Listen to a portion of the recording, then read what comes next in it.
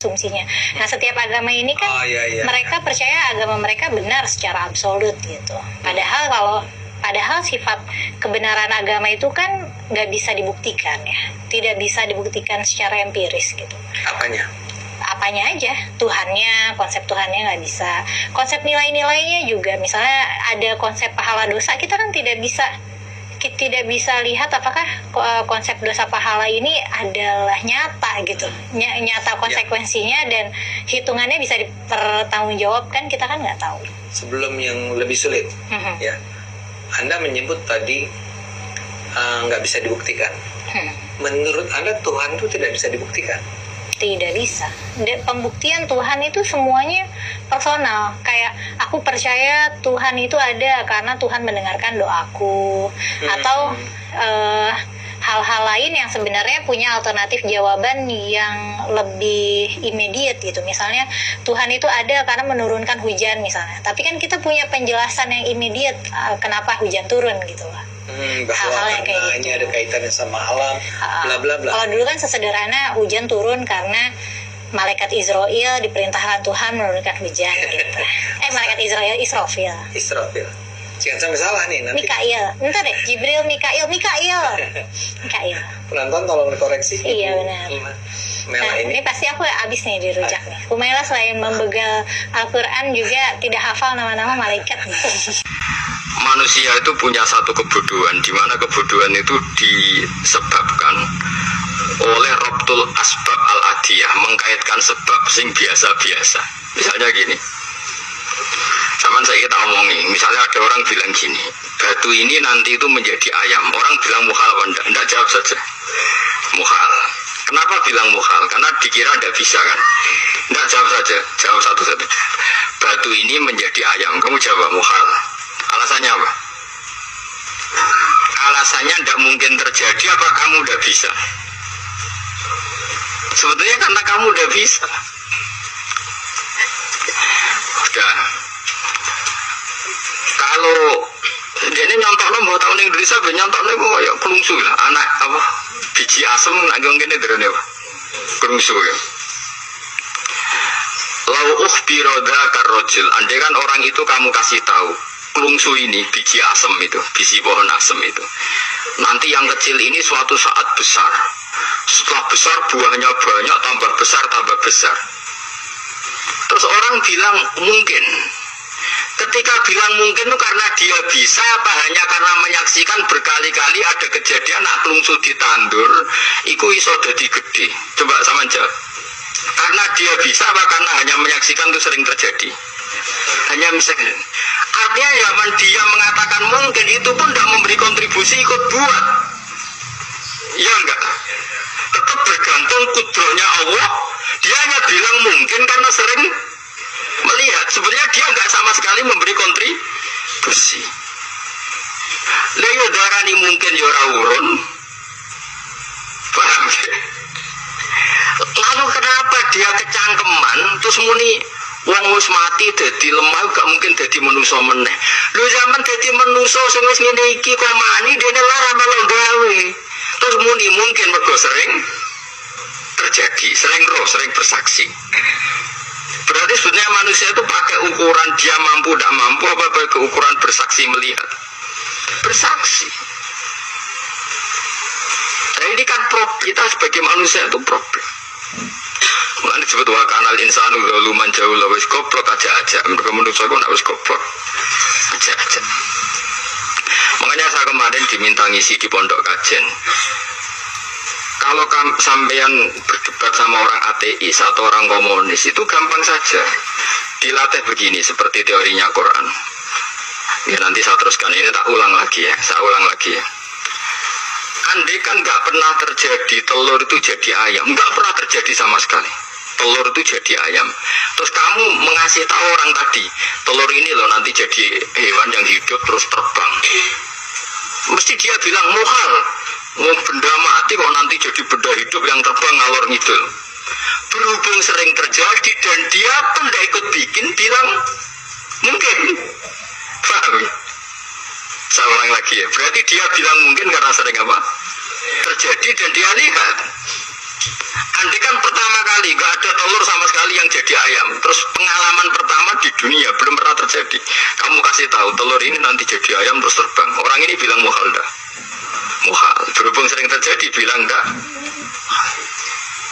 Nah berarti kita nanti bangkit dari kubur gampang saja bagi Allah, cuma belum pernah terjadi kamu mengatakan muhal. Nah, makanya otak kita harus dibenahi. Kalian jogeman percaya yang pernah kita lihat, yang sering kita lihat. Percayalah dengan akal, tapi akal waras loh. Akal waras itu serempet tatanannya wangil. Makanya Islam itu melatih. Qul falillahil hujjatul baligha. Misalnya begini ya, dulu kalau Gerwani atau PKI atau siapa saja lah, itu kalau melatih anak-anak TK, makanya seorang ulama harus punya kecakapan penjelasan ibanatul ahkam. Itu anak-anak kecil dilatih, anak-anak kamu terpejam, mintalah manisan sama Allah. Ya Allah, saya minta manisan, saya minta permen.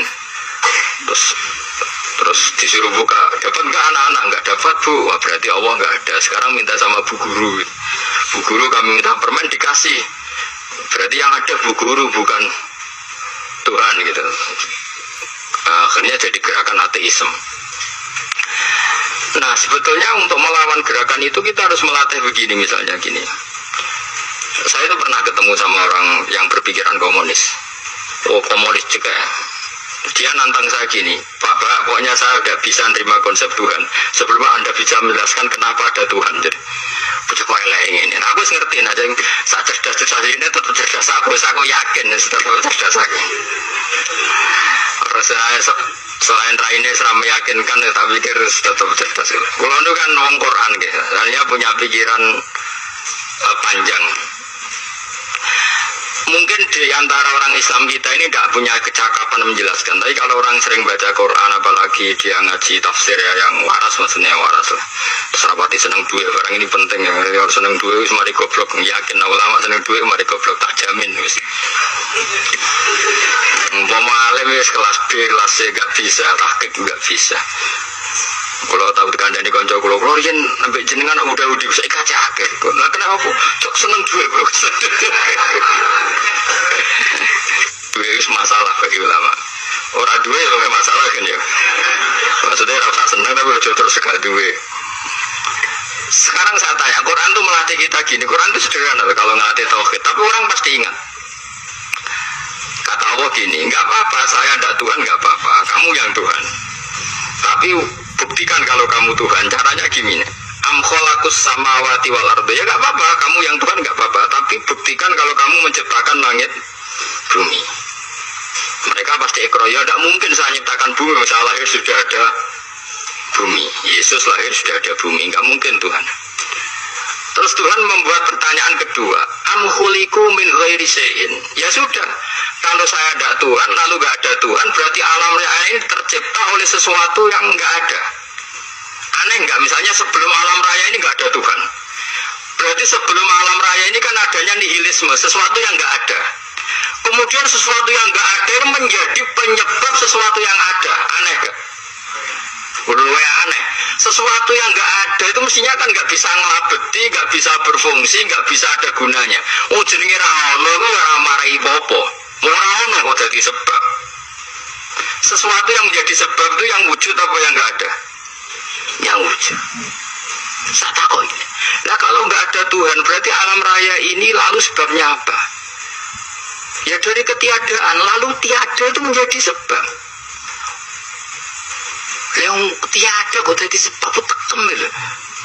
Mikir. Di mana-mana yang sebab itu harus barang yang wujud. Nggak boleh tiada kok jadi sebab. Ini kan jadi aneh, sesuatu yang tiada menyebabkan sesuatu yang ada. Terus ya pokoknya ronde ini kalau tahu-tahu nak pikir ya. Pikir nganti mati temenang aku ya bener. Makanya sebetulnya dalam ilmu mantek pertama itu kita tidak harus iman Tuhan itu namanya Allah, tidak harus. Makanya pertama dikenalkan, sementing kenal Tuhan itu ada dulu, disebut enggak sing wajibil wujud, belum disebut namanya Allah. Allah itu disebut nama Islam, paham ya? Salah lagi, Allah disebut itu nama Islam. Tapi kalau penemuan akal hanya sampai kita ini butuh zat sing wajibil wujud, sing menjadi penyebab semua alam raya ini. Di bahasa Arab disebut musabbibul asbab. Belum menyebut apa musabbibul asbab. Islam pun pertama Iqra turun ya gak nyebut Allah. Iqra bismi rabbikal ladzi khalaq, khalaqal insana min 'alaq. Iqra wa rabbuka. Tuhan itu siapa? Yang mencipta. Nah, yang mencipta ini oleh syariat Islam disebut Allah. Tapi dalam logika yang penting gue kenal ono musabbibil asbab. Pastikan bahwa alam raya ini yang wujud pasti disebabkan sesuatu yang ada. Nggak boleh barang wujud kok diciptakan oleh sesuatu yang tidak ada. Yang gendeng ora barbar barang rono mbok sifati al-khaliq. Sing gawe langit bumi apa? Pencipta. Penciptane apa? Sesuatu yang tidak ada. Kowe ikhlas diutek ngono kowe ikhlas ta ora ya? Gak kowe ikhlas ta ora diutek ngono kowe ikhlas ta. Kowe gelem dadi bodoh ngene. Gelem kowe. Mboten. Nikmat ngono jenenge nikmat batin. Mulane sing sumeneng mek kalimat la ilaha